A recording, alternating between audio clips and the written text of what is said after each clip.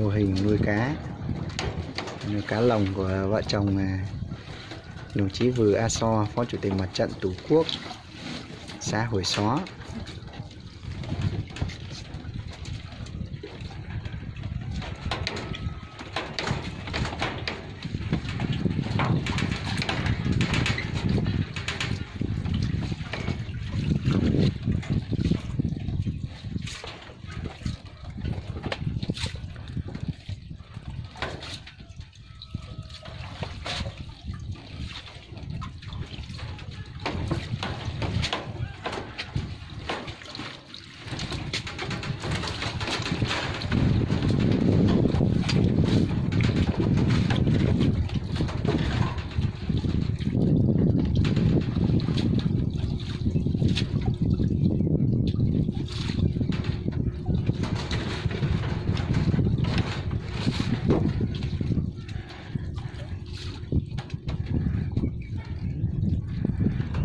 Đây toàn cá chép nhỉ? Đấy.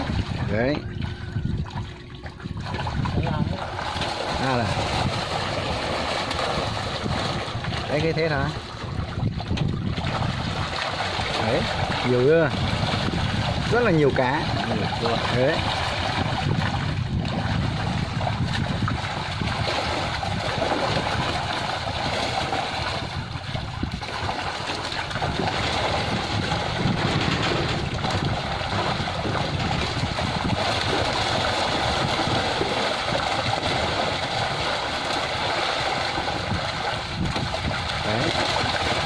Đấy nhá, ai mua cá thì xuống Hồi Xó nhá.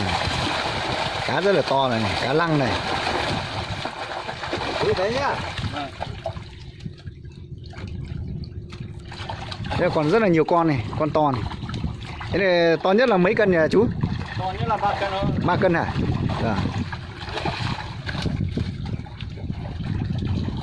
Rồi đấy, đẹp đấy. Được rồi.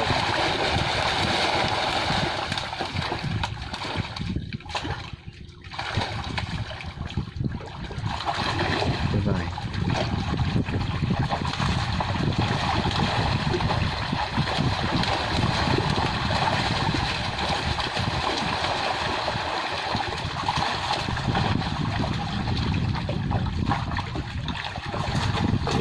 Anh so cầm được một con đấy đâu?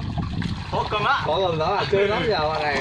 Chơi với cá cháo thì cầm được con này, rồi một phát nó lấy ra luôn. Rồi. Con quay ở đây là được rồi, nhìn nó to này là được rồi. Cho một con vào lổn nữa được. Con to vào. Đấy. Rất là nhiều.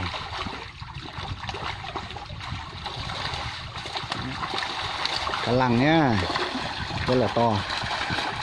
Đấy nhá, anh em ở huyện Tủa Chùa hay ở đâu thích cá lăng thì vào Hồi Xó Hồng Ngài, vào bản Hồng Ngài, xã Hồi Xó nhá. Đây là đồng chí Phó Chủ tịch Mặt trận Tổ quốc làm kinh tế.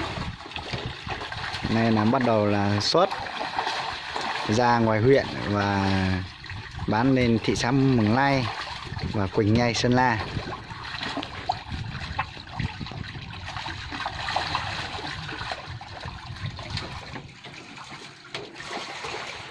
Đây nhá. Tổng cộng là 14 lồng.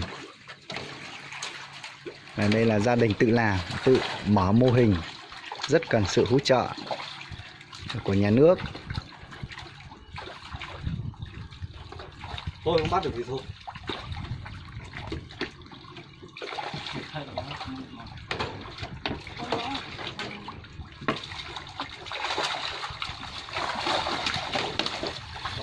To đấy.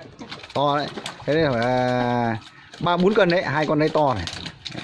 To được rồi, đấy thả xuống rồi. Thôi xong rồi, cảm ơn vợ chồng. Rồi, đấy, cầm đấy này. Đấy. To đấy nhỉ. To đấy nhỉ. Anh to này. so ra đây để phỏng vấn.